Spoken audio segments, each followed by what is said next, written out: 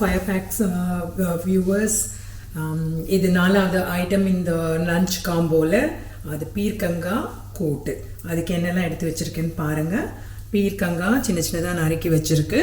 அதே மாதிரி 2 பெரிய பீர்க்கங்காய். இது நல்ல பெரிய பீர்க்கங்காய் தான். இதில் இருக்கிற தோல் தான் எடுத்து நம்ம தொகையிலுக்கு பண்ணியிருக்கோம். இது வந்து பீர்க்கங்காவை கட் பண்ணி வச்சுருக்கோம். அது 2 பெரிய பீர்க்கங்காய். அதே மாதிரி 2 பெரிய ஆனியனை சின்னதாக நறுக்கி வச்சுருக்கோம். 2 பெரிய தக்காளியை சின்ன சின்னதாக நறுக்கி வச்சுருக்கோம். அப்புறம் பச்சை மிளகாய் ஒரு சும்மா 4 எடுத்து வச்சுருக்கோம்.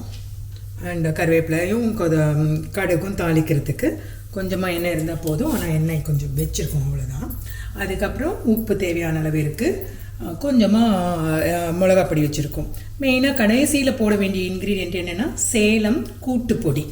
இந்த கூட்டுப்பொடியும் ஒரு நாள் உங்களுக்கு காணொலியில் காமிக்கிறோம் என்னென்ன போடணும்னு. இந்த கூட்டுப்பொடியில் பார்த்தீங்கன்னா கொஞ்சம் கொத்தமல்லி மசாலா எல்லாமே இருக்கும், லைட்டாக இருக்கும். அப்போ தான் அந்த குஸ்கா கீ ரைஸுக்கு காம்பினேஷனுக்கு ரொம்ப நல்லா ஒத்து வரும். அதுக்காக இந்த சேலம் கூட்டுப்பொடி வச்சுருக்கு. நீங்கள் வேணும்னா கொஞ்சம் கொத்தமல்லி பொடியும் கரம் மசாலா பொடியும் சேர்த்துக்கிட்டிங்கன்னா அந்த கூட்டுப்பொடி இல்லாததுக்கு காம்பன்சேட் பண்ணுறதுக்கு ஆகும். ஸோ இது வந்து ஒரு பெரிய டேபிள் ஸ்பூன் 1.5 டேபிள் ஸ்பூன் எடுத்து வச்சுருக்கோம் இதில். அப்புறம் முடிக்கும்போது மேலே தூவுறதுக்காக தேங்காய் கொஞ்சமாக வச்சுருக்கோம், காமிக்கிறோம் நாங்கள். பீர்க்கங்காய் ரொம்ப குயிக்காக வெந்துடும். சத்தாக இருக்கணும்னா உங்ககிட்ட மைக்ரோவேவ் இருந்ததுன்னா இவ்வளோ பீர்க்கங்காவையும் 6 நிமிஷம் 800 வாட்ஸ் மைக்ரோவேவில் 6 நிமிஷம் வச்சிங்கன்னா போதும். அப்படியே சின்னதாக சுருங்கிடும் இது. அதனால் ரொம்ப நேரம் வைக்காதீங்க. அப்படி இல்லை உங்களுக்கு பீசஸாக இருக்கணும்னா ஸ்டீம் பண்ணிங்கன்னா அப்படியே இருக்கும்.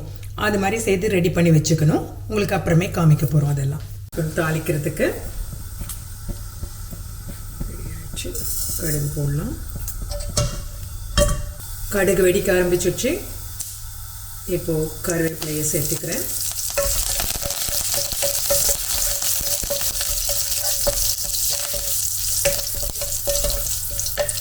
ஆனியன் நம்ம 2 ஆனியன் பெரிய ஆனியனை சின்ன சின்னதாக கட் பண்ணி வச்சுருக்கோம். இதில் போட்டுக்கலாம். இப்போது ஆனியன் போடும்போதே நம்ம உப்பு சேர்த்துட்டோம்னா சீக்கிரமாக ப்ரௌனாக ஆகிடும். அதனால் நான் உப்பு இதுக்கு கொஞ்சம் சேர்க்கிற போகிறேன். இப்போவே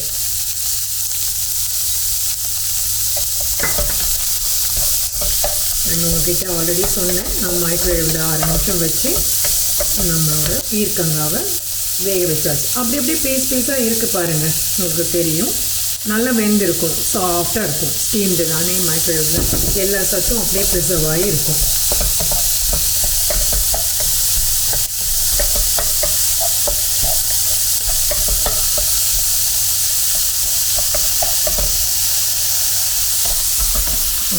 ஆயிடுச்சு. இது கொஞ்சம் வித்தியாசமான பீர்க்கங்காய் கூட்டு மசாலாவோட இருக்கிறதுனால அந்த கீ ரைஸ்க்கு ரொம்ப நல்ல காம்பினேஷன். அதனால தான் இது இந்த மாதிரி பண்ணுறோம். இது சேலத்தில் தான் நாங்கள் அதிகம் பண்ணுறது. அதனால் பார்த்துக்கோங்க. இது பச்சை மிளகாவை இதில் சேர்த்துருக்கேன். இப்போது தக்காளியை சேர்க்க போகிறேன். தக்காளியை சேர்த்துட்டு இந்த கலர் பச்சையும் சிகப்புமா நல்லா இருக்கணுன்றதுனால நான் மஞ்சள் பொடியெல்லாம் சேர்க்க போகிறது கிடையாது. வேணும்னா நீங்கள் போட்டுக்கோங்க.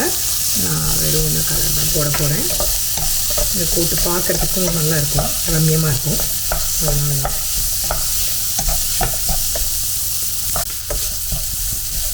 கொஞ்சமாக தக்காளியை வதக்கியாச்சு. இப்போ கொஞ்சம் தண்ணி விட்டு இந்த பொடியை சேர்த்துக்க போகிறேன். ஸோ அந்த பச்சை வாசம் போகட்டும். அதனால் கொஞ்சம் நேரம் ஒரு ஃபியூ மினிட்ஸ் இது வேகட்டும். உப்பு ஆல்ரெடி சேர்த்தியாச்சு. மிளகாய் பொடி மிளகாய் இருக்குது. அது மிளகாய் வாசனைக்காக தான் மிளகாய் மெயினாக. காரம் ஒன்றும் இறங்காது அவ்வளோவா. பார்த்திங்கன்னா இது கொஞ்சம் நேரம் வாசனை போகிற வரைக்கும் கொஞ்சம் வேகட்டும்.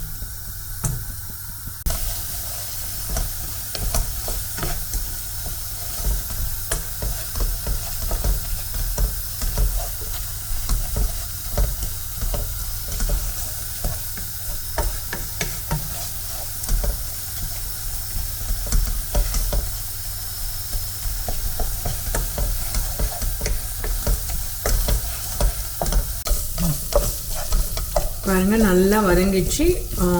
அந்த பச்சை வாசனை எல்லாம் போயிடுச்சு. நீங்கள் பார்த்தீங்கன்னா தக்காளியே இருக்காது பாருங்கள், ஃபுல்லாக வதங்கிடுச்சு எல்லாமே. இதுக்கப்புறம் நம்ம சேர்த்து பீர்க்கங்காவை வேக வச்சு வச்சுருக்கோம், அதை அப்படியே சேர்த்திட வேண்டியது தான்.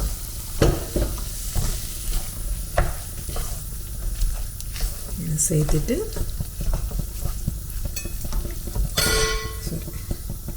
மேலே துளியுண்டு தேங்காவை தூவி கலந்து இறக்கிட வேண்டியதுதான். இப்போது நம்ம லஞ்ச் காம்போக்கு 4 ஐட்டமும் ரெடியாக இருக்குது. நாங்கள் உங்களுக்கு எல்லாம் எடுத்து வச்சு காமிக்கிறோம். 4 ஐட்டமும் ஹெல்த்தியான லஞ்ச் காம்போ. ரொம்ப சீக்கிரமாக பண்ணிடலாம்.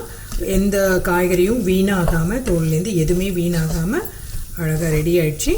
நாங்கள் ஒரு ஐட்டமும் தனித்தனி வீடியோவாக உங்களுக்கு காமிப்போம். அதனால் நீங்கள் பொறுத்திருந்து ஒன்றுன்னா பாருங்கள். அப்புறம் உங்களுக்கு நல்ல ஜமாச்சிடலாம் உங்கள் லஞ்சை.